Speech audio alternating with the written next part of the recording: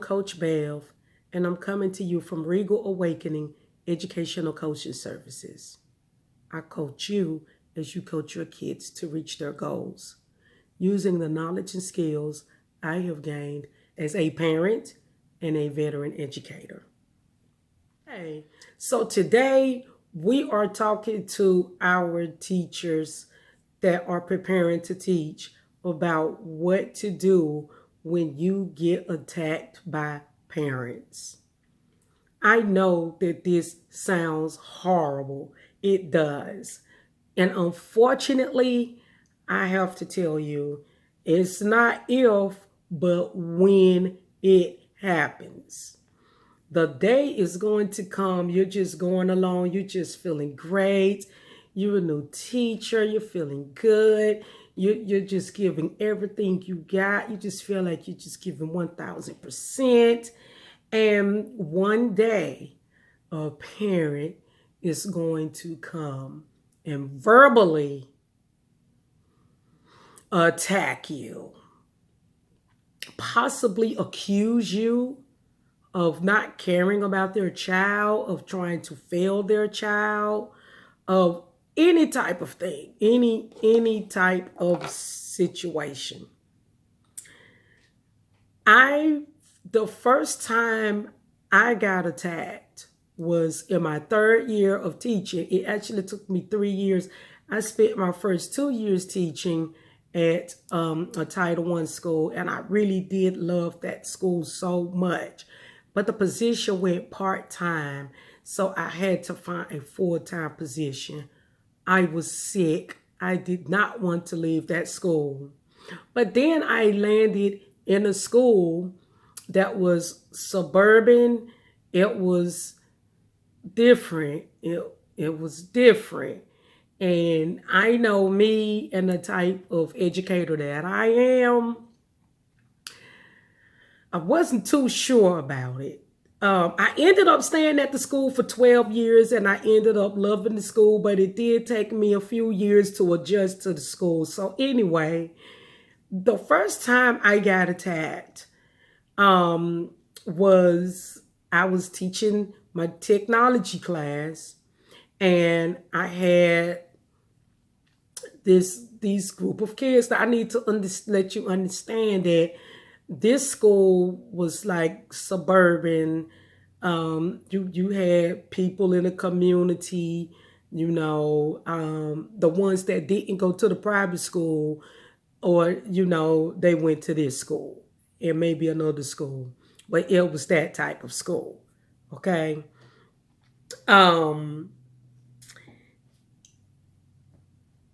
Students made a B instead of an A. You would have thought that the students failed.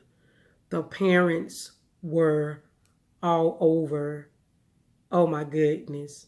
So that's my first instance of getting attacked. And I was just taken aback, like, oh my goodness, like, it's a B. Like, and then the B was earned, but the parents did not appreciate that. So it's inevitable. It's gonna come. It's inevitable. It's going to happen one day if you stay in the field of education. You will be surprised. You will be taken aback. And hopefully you can maintain your professionalism, because I recall being in a position one time where I was a new teacher and I hadn't gotten I was still polishing up on yeah. Okay, so my assistant principal had to go to class real quick because, yeah. So before I go into this, I would like to point out that this is not a specific color. This is not a black or a white thing. Let me point that out, because I have definitely been attacked by both races, black and white. When it comes to this type of situation, an enabling parent, a parent that wants to blame the teacher instead of placing accountability on their child, there is no respect of color there. Any parent can and will attack. Okay, so what you should do, I have 3 points on what you should do when you are attacked by a parent. The first thing that you need to do, and I already mentioned it, maintain your professionalism. You cannot crack. They can't see you sweat. And it's more to you just can't. It's just like a violation of professional decorum. It's gonna make you look bad in front of your principal, and it just you cannot. You just can't snap. I'm the parent.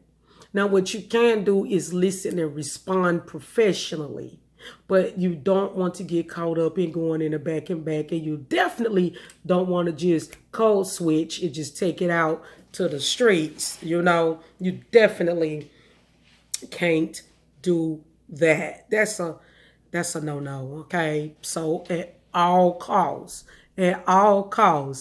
you must maintain your professionalism.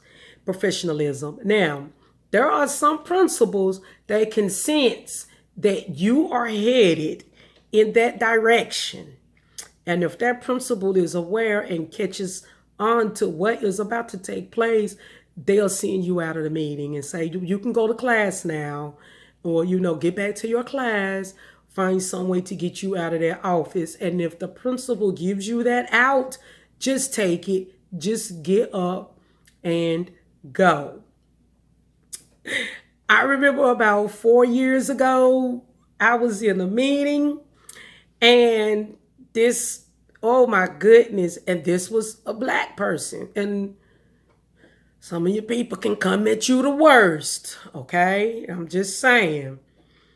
So the son was not being honest about why his work was not getting submitted, and instead made it seem like I had some type of conspiracy against him to fail him. So we're sitting in the meeting. It's the mom, the dad, the child, me, and the principal. And no matter what type of response or comment I gave, it was always the wrong response to that parent. There was always a way around it. You're going to run into some of those too. So the father, he didn't say anything during the whole meeting. And finally, he speaks up and he looks at me and he says, "So, my son is a lie." Now, you know how in the Black households, when your mom say, "Oh, so I'm a lie," you're going to automatically back down because it's your mom. And of course, you're not going to say, "Yeah, mom, you're lying." Well, these kids in this generation will. But back then, we wouldn't have dared say yes. So whether mom and dad was wrong or not, when they said, "Oh, so I'm telling a lie," you would back down. So this parent tried that on me, and he says, "Oh, so my son's telling a lie." And I just professionally looked him in the eye and I said, "Yes, sir, he is." And when I said that, the mom just let loose. "Oh, I want him out of our class." And of course, my principal had a discussion with me for, stating that the child was not telling the truth. But I was asked a question and I wasn't finna call myself a liar, and I knew I wasn't lying. So anyway, remain professional. And when my principal said, "Okay, you can go to class now," I got up immediately and left, because I knew if I had stayed. Number 2, cover your, okay? Now, We all know the teachers have to document, but you have some situations with some parents when you know that you have that parent that is going to be coming for you, you got to cover yourself. You're going to have to document. You're going to have to send emails. When I have parents like that, I prefer emails because it's in writing. You can argue and dispute with what we said over the phone, but you can't argue and dispute with an email. Once it's in writing, it's in writing. When a child does something, you need to document. Make sure that an administrator knows. Put it in writing. Email the parent. Cover yourself. If that's even if you got to email that parent every week or whatever you need to do, you need to make sure that you cover yours. And that's the best way that I know to protect you and to make sure that you don't get hung up in any type of pitfalls by the parent. Understand? Can't say enough about that. And it's just really simple. Cover yours. All right? And then you're going to hear this so much as an educator. And I used to get sick and tired of hearing that word, communicate. Communicate. That school, that suburban school that I was at, I had a principal. That was the one thing he had with me. You need to communicate, but I don't want to call these parents every week, and I don't want to do communicate. You got to communicate with the parents. Communicate, communicate, communicate, communicate, and communication is important. First of all, if you are having issues with a child and you need to get some help in your classroom so that you can maintain your classroom environment, you need to communicate with the parent. Sometimes it may not work, but you'd be surprised. Most of the time it will. The parents, you can make the parents aware of some things that they had absolutely no idea that was going on. When you communicate, like I stated earlier in the emails, you got something in writing. You can say that this is what I did to remedy this situation. When you have students that's failing, you most definitely have to communicate with the parent because every parent does not check Power School. So they may be completely taken aback when their child has an F on their report card. And of course, the child didn't take home their progress report and give their parents that F and D because they're going to get put on punishment. They don't want to have to deal with the consequences. So you have to make sure that you communicate with your parents. I have to maintain a call log when I call, email, or text. Like now, you can text parents. Sometimes I'll just make a generic email, a text message, and cut and paste the child's name. But it's saying your child, this is Miss B calling from so-and-so school, and your child, I'm wanting to let you know that your child is failing. And then I have a place to put in the F. That's a text message that's never gonna go away. And again, sometimes the parents are grateful that you reached out to them to let them know that their child is in need of some intervention. Okay? I use communication to motivate the kids. Okay, so do you need motivation? Because I can call your mom and your mom can motivate you to get this work done. And if the parents know that you care about their child, they will back you. They will back you. Okay, so let's not underestimate communicating at all. Okay, so that's all I have about getting attacked by parents. That's not to say that every parent that you're coming in contact with, you need to be afraid or fearful. Okay, and most of the parents that you meet are not going to attack you. But there is going to come a day, teachers, young teachers, when you're going to have to deal with an angry parent and they will lash out at you. I am Coach Bev from Regal Awakening Educational Coaches Services. You can catch me on Instagram and Facebook at Regal Awakening, and of course on the YouTube channel, Regal Awakening.